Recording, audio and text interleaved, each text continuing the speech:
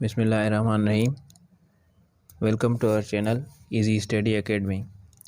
हमारे English grammar की series का ये दूसरा टॉपिक है प्रोनाउन, जिसमें हम प्रोनाउन की डेफिनेशन और उसकी काइंड्स के बारे में पढ़ेंगे। प्रोनाउन इंग्लिश ग्रामर में नाउन की जगह पर इस्तेमाल होते हैं और नाउन की जगह पर इस्तेमाल होने के इसकी कुछ रीज़न्स हैं। उनमें से एक रीज़न ये है कि नाउन की जो रिपीटेशन है वो नहीं होनी चाहिए सेंटेंस में। दूसरी ये कि प्रोनाउन यूज़ करने से जो सेंटेंस की आर्टिकुलेशन है वो बेहतर हो जाती है। और तीसरी ये कि नाउन के बार बार इस्तेमाल होने से सेंटेंस हमारा बहुत ही ज़्यादा कॉम्प्लिकेशन का शिकार हो जाता है, जिससे हमें बार बार उसका नाउन का इस्तेमाल करने में दुश्वारी हो रही होती है। इस वजह से हम नाउन की जगह पर प्रोनाउन को इस्तेमाल करते हैं सेंटेंस के अंदर। मिसाल के तौर पर ये देखें कि जिस तरह अगर हम नाउन को बार बार इस्तेमाल करेंगे तो वो सेंटेंस कितना मुश्किल हो जाएगा कि Ali is a boy, mother sees Ali doing homework, Ali has Ali's book in Ali's hand. बार बार जब ये अली का नाम आ रहा है तो ये सेंटेंस बहुत ही मुश्किल हो रहा है प्रोनाउंस करने में। उसकी जगह पर अगर हम प्रोनाउन को यूज़ करेंगे तो ये सेंटेंस बिल्कुल ही ईजी हो जाएगा। देखें अभी, Ali is a boy, his mother sees him doing homework, he has his book in his hand. यहाँ हमने जहाँ जहाँ पर हमने नाउन यूज़ किया था उसकी जगह पर अब हमने प्रोनाउंस यूज़ करती हैं, तो ये इस सेंटेंस के अंदर एक तो नाउन की रिपीटेशन ख़त्म हो गई, उस पर आर्टिकुलेशन आ गई और कॉम्प्लिकेशंस की जगह पर अब हमारा नाउन सेंटेंस बिल्कुल ही सिंपल हो गया है। यहाँ पर देखें कि ये जो मदर थी इसकी जगह हमने हिज मदर लगा दिया था, वहीं पर अली की जगह हमने ही लगा दिया। यहाँ पर अलीज़ बुक थी, यहाँ पर हिज बुक कर दिया। तो ये सारी की सारी नाउन को हम नाउन की जगह पर जब हम प्रोनाउन को यूज़ करते हैं तो ये सारे जो हमारे रीज़न्स हैं ये सारे हमारे मकसद पूरे हो जाते हैं। इंग्लिश ग्रामर में नाउन की चंद काइंड्स हैं। तो उनमें से जो पहली काइंड है वो है पर्सनल प्रोनाउंस। पर्सनल प्रोनाउंस तीन किस्म के होते हैं, तीन तरह के। एक फर्स्ट पर्सन, दूसरा सेकंड पर्सन प्रोनाउन, तीसरा थर्ड पर्सन प्रोनाउन। जो फर्स्ट पर्सन प्रोनाउन होता है वो सिर्फ और सिर्फ दो होते हैं, एक आई और दूसरा वी।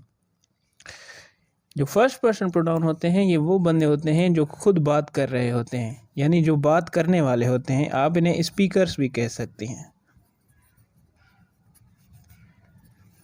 जो हमारा सेकंड पर्सन होता है ये वो बंदा होता है जिससे हम बात कर रहे होते हैं, यानी जिससे हम स्पोकन कर रहे हैं, स्पोकन टू, जिससे हम बात कर रहे होते हैं।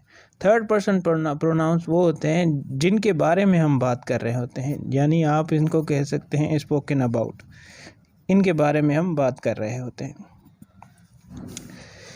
जो दूसरी किस्म है नाउन की वो है रिलेटिव प्रोनाउंस। रिलेटिव प्रोनाउंस हमेशा नाउन के बाद आते हैं और ये नाउन के बिल्कुल बाद आते हैं और उसी नाउन को रेफ़र कर रहे होते हैं जिसके ये बाद आते हैं। जैसे दैट, हु, हुम, विच, ये सारे रिलेटिव प्रोनाउन हैं। आप इस एग्जांपल से समझ सकते हैं कि ये किस तरह पीछे वाले नाउन को रेफ़र करते हैं।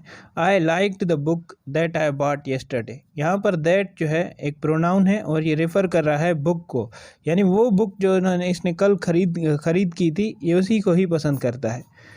तो ये है रिलेटिव प्रोनाउन, यानी ये पीछे रेफ़र कर रहा है।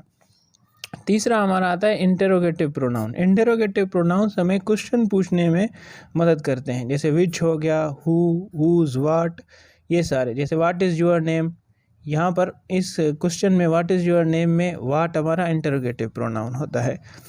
यार हु आर यू, यहाँ पर हमारा हु इंटेरोगेटिव प्रोनाउन हो जाता है।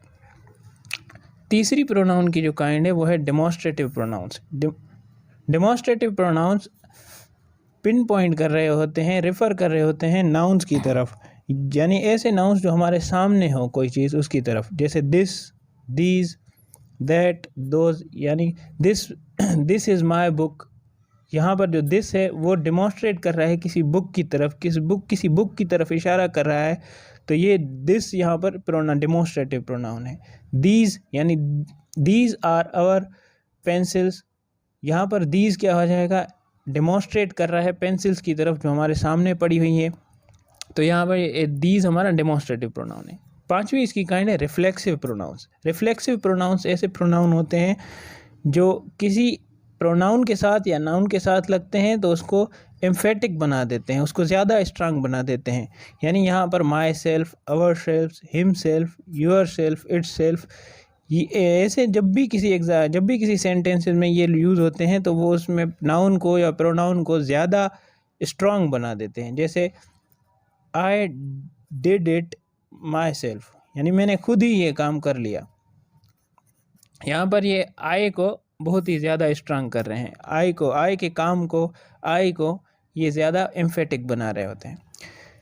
जो सिक्स्थ किस्म होती है, इसकी काइंड होती है, वो है इंडेफिनेट प्रोनाउंस। इंडेफिनेट प्रोनाउंस ऐसे प्रोनाउन होते हैं जो इंडेफिनेट क्वांटिटीज़ की तरफ हमें रेफ़र कर रहे होते हैं, जो बता रहे होते हैं कि नाउन इंडेफिनेट क्वांटिटी में कहीं पर मौजूद है। जैसे some people, some milk, many, all, every, few, ये सब जो है इंडेफिनेट चीज़ों की तरफ हमें रेफ़र कर रहे होते हैं। इसमें हमें कोई नंबर की पता नहीं चल रहा होता। जैसे सम कोई एक पर्टिकुलर नंबर नहीं है, कोई डेफिनेट नंबर नहीं है, या मैनी भी डेफिनेट नंबर नहीं है। जब भी ये सेंटेंस में किसी नाउन की तरफ रेफ़र कर रहे हों तो उसे हम कहेंगे इंडेफिनेट प्रोनाउंस। जो